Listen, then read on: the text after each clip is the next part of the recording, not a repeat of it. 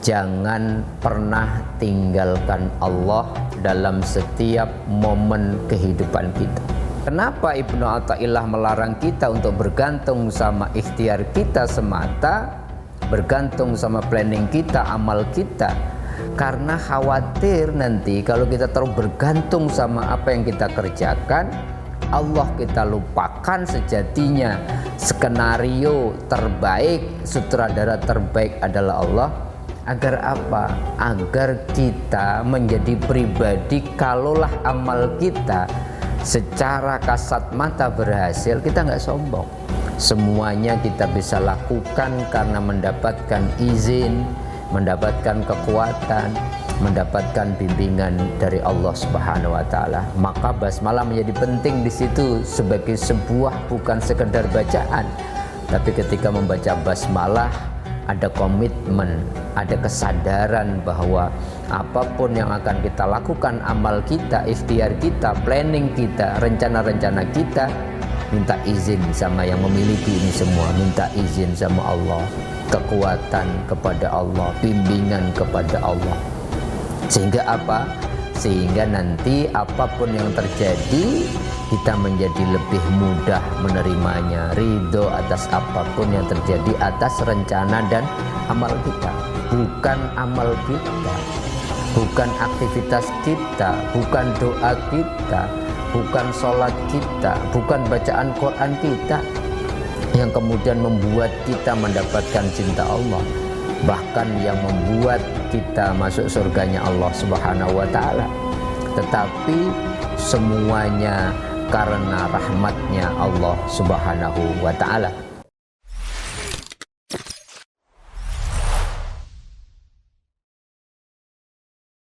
Assalamualaikum warahmatullahi wabarakatuh.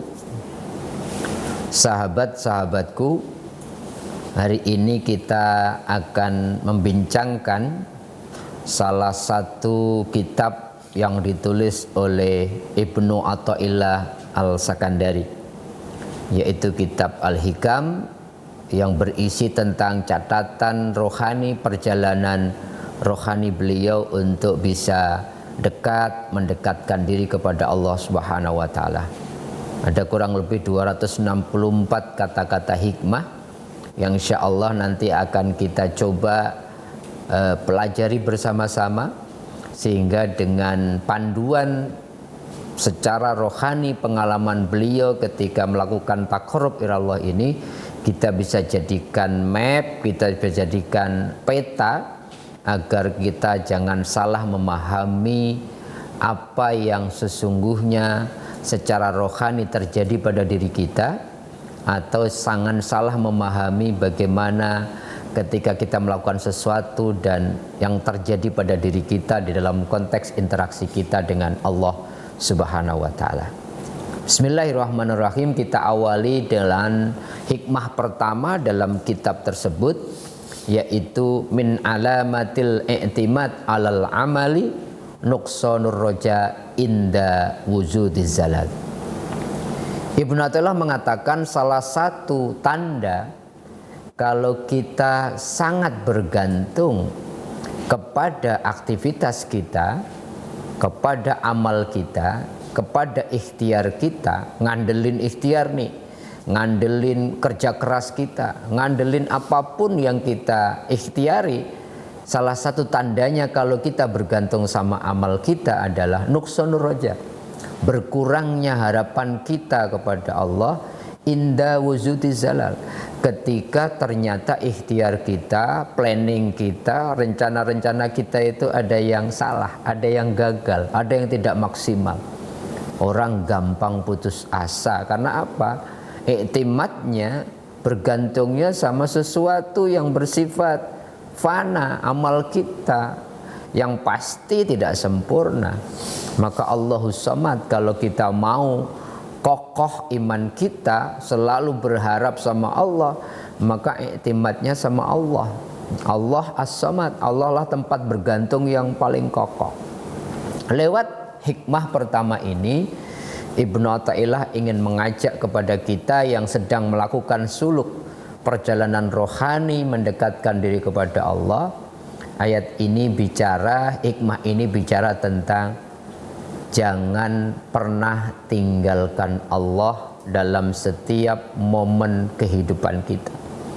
Mau melakukan sesuatu apapun, sadari la haula wala quwata illa billah. Semuanya kita bisa lakukan karena mendapatkan izin, mendapatkan kekuatan, mendapatkan bimbingan dari Allah Subhanahu wa taala. Maka basmalah menjadi penting di situ sebagai sebuah bukan sekedar bacaan, tapi ketika membaca basmalah ada komitmen, ada kesadaran bahwa apapun yang akan kita lakukan, amal kita, ikhtiar kita, planning kita, rencana-rencana kita, minta izin sama yang memiliki ini semua, minta izin sama Allah, kekuatan kepada Allah, bimbingan kepada Allah.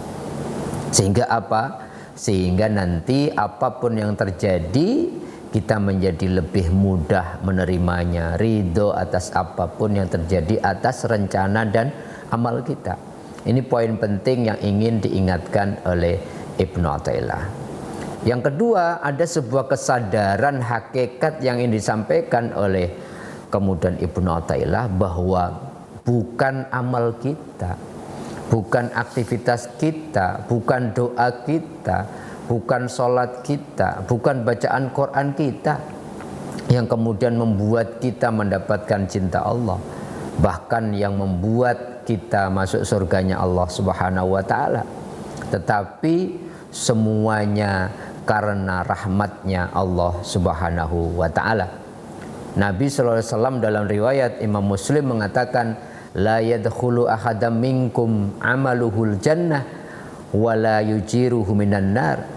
Tidak masuk surga salah seorang di antara kalian gara-gara amalnya, dan tidak bisa menyelamatkan orang tersebut dari neraka karena amalnya. Wala ana, termasuk saya, kata Rasulullah, illa birahmatillah, kecuali karena rahmatnya Allah Subhanahu wa ta'ala. Ini penting hadis ini kita baca untuk lebih memahami hikmah dari Ibnu Athaillah tadi. Jadi kemudian kita tidak sombong atas amal-amal kita. Gak ada ruang-ruang yang dibisikkan oleh setan untuk apa? Kesombongan kesucian kita, kesombongan kita orang soleh, kesombongan kita sudah hijrah.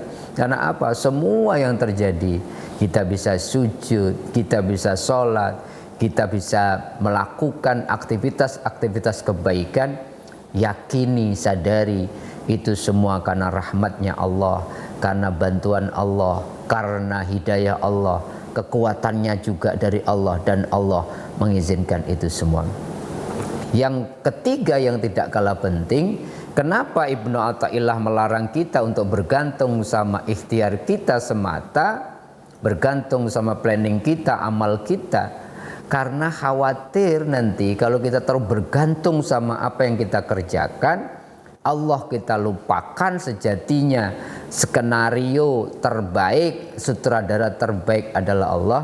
Agar apa? Agar kita menjadi pribadi, kalaulah amal kita secara kasat mata berhasil, kita nggak sombong.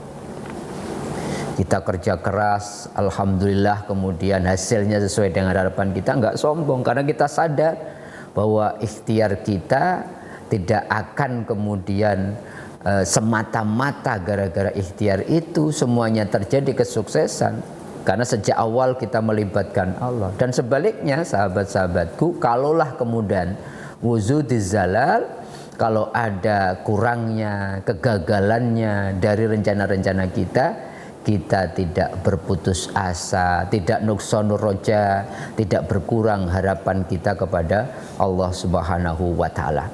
Itulah yang dikonfirmasi oleh Al-Quran dalam surat Al-Hadid ayat 23, likaila ta'saw ala ma fatakum wala tafrahu bima atakum, agar kalian tidak putus asa atas apa yang terlewat, yang gagal, yang zalal, yang tidak sempurna amal atau ikhtiar kita. Wala tafrahu, jangan berlebih-lebihan sombong, bergembira, bima atakum, atas apa-apa yang Allah berikan kepada kita. Jelas sekali Allah mengatakan bima atakum, kesuksesan dari Allah, lulus kuliah dari Allah, dan apapun yang kita dapatkan sebenarnya pemberian dari Allah Subhanahu wa taala. Nah, mudah-mudahan dengan mengawali kitab Al-Hikam dengan hikmah pertama ini, kita menjadi pribadi yang tetap semangat, tetap memaksimalkan ikhtiar, karena memang wilayah kita disuruh apa? Melakukan yang terbaik, ikhtiar terbaik, tapi jangan pernah ikut wilayah Allah. Hasilnya biarkanlah Allah yang Maha Rahman, yang Maha Rahim, yang tahu apa yang terbaik buat kita. Yang paling penting jangan menggantungkan kesuksesan kita, keberhasilan kita dengan amal kita semata. Tapi sejak awal Allah dulu, Allah lagi, dan Allah terus. Tapi libatkan Allah dalam semua momen hidup kita. Kalau berhasil alhamdulillah, semuanya berkat Allah, kita syukuri. Dan kalaupun gagal, kita tidak berputus asa, sabar, dan kita juga bisa mengucapkan alhamdulillah ala kulli hal, segala puji bagi Allah atas segala kondisi. Gagal dan sukses memang wilayah ikhtiar manusia, tapi yang paling penting, kalau sukses tidak sombong, kalau gagal tidak putus asa, karena dinetralkan dengan mengembalikan semuanya kepada Allah Subhanahu wa taala. Mudah-mudahan ada manfaatnya. Sampai ketemu lagi di hikmah-hikmah yang lain lewat kitab Al-Hikam Ibnu Athaillah Al-Sakandari. Assalamualaikum warahmatullahi wabarakatuh.